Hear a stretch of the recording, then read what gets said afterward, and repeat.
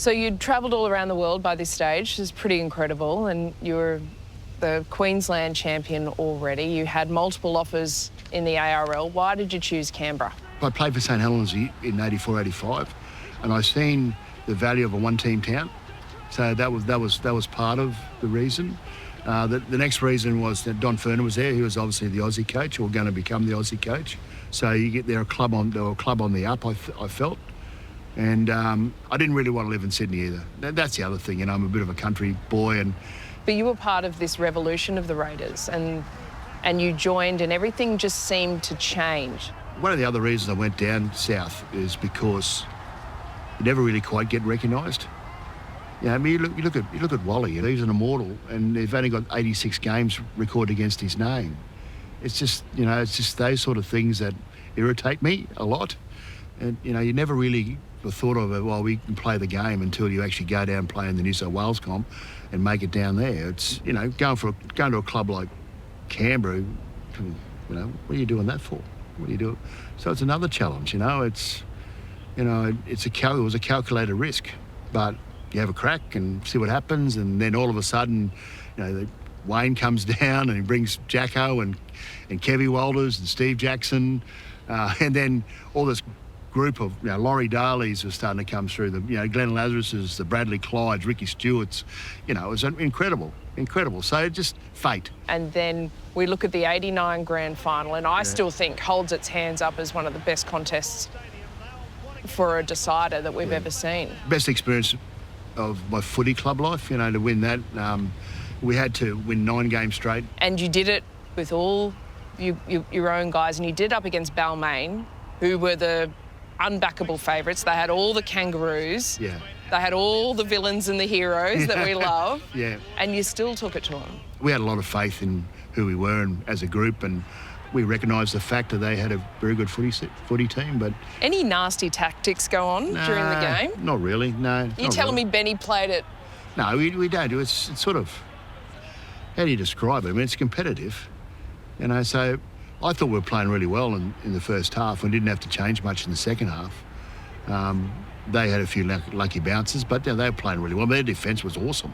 We had plenty of attacking opportunities, and that's why it's considered that. It was just back and fro, and there was moments won by us, and there was moments won by them, you know, and we probably won more moments. You know, Benny's field goal hits the crossbar, you know, bounces off. Freeman, Elias, another shot at goal. Hits the upright, bounces back. And there's stories for the next 100 years will say this, the crossbar was lowered, and, you know, things like that, you know. So, yeah, ankle taps. About life and limb. Neil! Ankle tap brilliantly by Meninga. That saved a try. I've asked Blocker and I've asked Ciro how they felt when Warren Ryan subbed them off. How did you guys feel? I didn't know. We didn't recognise that. We're in the. You didn't see they were gone? No, we seen orange jerseys, really, with black V's. That's what we see, you know. So we just stuck to our task. We kept on our beliefs, you know, that we were going to wear them down, get there. It's funny in the back of your mind when you're out there and you're playing. Lots of times you don't see who they are. You just see a jersey, and that's what you're playing against. Your job is to stop them. You know, so if you've got your systems and your processes, you've got your goals you set and things you need to do well to give yourself every chance of winning. But you're playing against jerseys. That's how we look at it at Origin level. That's how we look at it, you know, at the Australian level. Is that we're playing against jerseys. It really is about us. It's, you know, what are we willing to do? What are we willing to do to help each other, you know, win this footy game? Because that's how you get judged.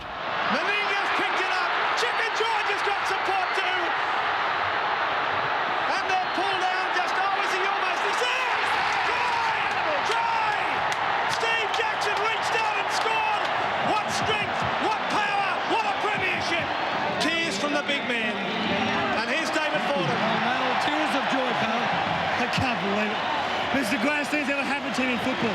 Mel, unbelievable. Is this the greatest moment you've ever had? Yes, by far. By far. Best player for Australia, best player for Queensland. This is what it's all about, winning the grand final. The Mad Monday celebrations. You finally got the Winfield Cup out of Sydney.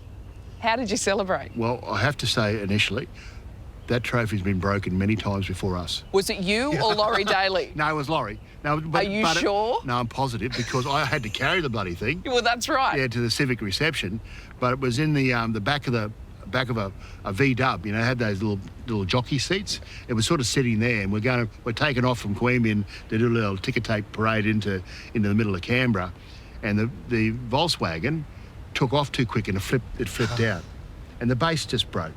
But I can assure you, there's so many cracks in that trophy. It's not the first time it's been broken or dropped. So who wrapped the towel around it? Oh, that was my idea. That's a shocking idea. Well, it matched my shorts at a particular day.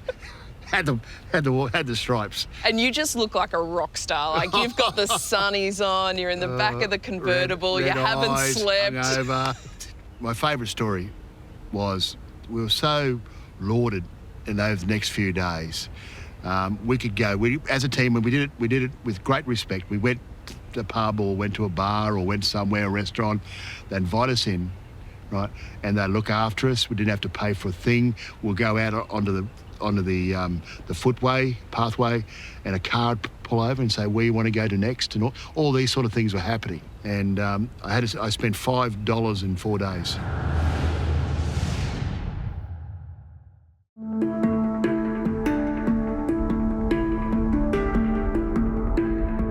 Me and Zach are really excited. This is so nice. So you go beside. Mate, I saw the lava. My eyes burn. Smells like boiled eggs. So you see a smell of sulphur? I see lava.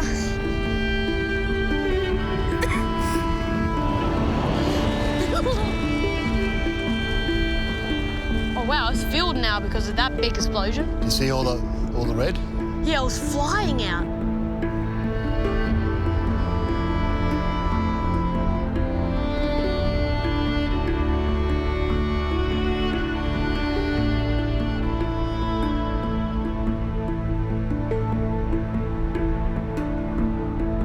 Out for Pollard now and pushed on for Jason Smith. Intercepted by Meninga. Jason pursues. The Dragons after Meninga. The crowd rolls. Grand delight as the Australian captain scores a try in the grand final. People have the ongoing, debate in homes and clubs and pubs, what's your greatest team of all time? What era? And the 94 Raiders? Yeah. That 1-17, is that one of the best you've been involved with? Well, if you look at it, everyone's a rep player, basically. For me, 94, I knew that they were doing it for me, but they prepared that well, individually. In the back of my mind, I knew that they wanted to send me out a winner, and I'm forever thankful for the way they prepared that whole week. I said to them, I'm so thankful to what you guys have done for me, because, to do that, not many people get an opportunity to go out, being part of a winning premiership.